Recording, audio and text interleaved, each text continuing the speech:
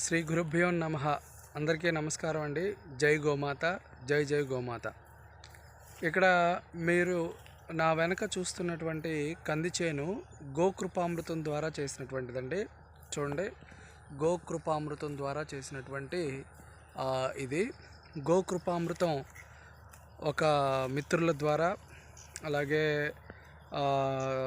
గోపాల్ భాయ్ సుతారియా బన్షీ గోశాల గారి ద్వారా, అలాగే రాజేశ్వరరావు గారు అనే పర్యావరణవేత్త ద్వారా నాకు వచ్చినటువంటి గొప్ప కృపా కటాక్షం అనుకోవాలి. ఆవు యొక్క కృపా కటాక్షం గోకృపామృతం.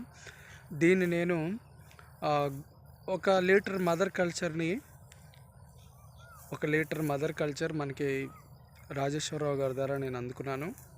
దాన్ని 190 లీటర్ల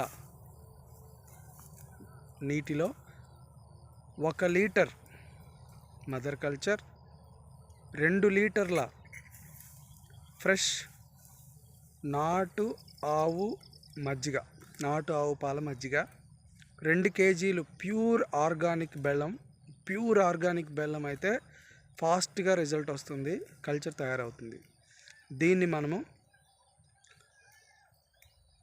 రోజు ఉదయం సాయంత్రం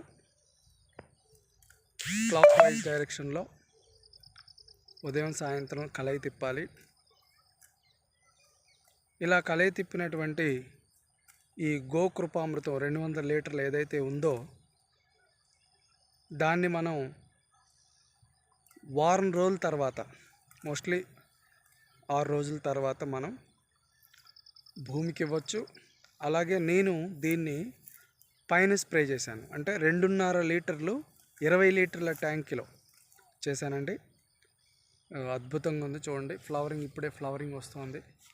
చూడండి సార్, ఫ్లవరింగ్ వస్తుంది. గోకృపామృతం ద్వారా వచ్చినటువంటి కంది చేను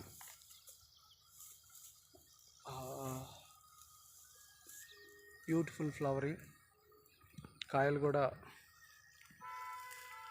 రాబోతున్నాయి. చూడండి సార్, ఇది బ్యూటిఫుల్ గోకృపామృతం యొక్క నిజంగా ఇట్స్ బ్యూటిఫుల్, చాలా బాగుంది, మీరు చూడొచ్చు. సో వందే గోమాతరం, జై గోమాత. థ్యాంక్స్, ధన్యవాదాలు గోపాల్ భాయ్ సుతారియా గారికి, అలాగే రాజేశ్వరరావు గారికి. Thank you so much.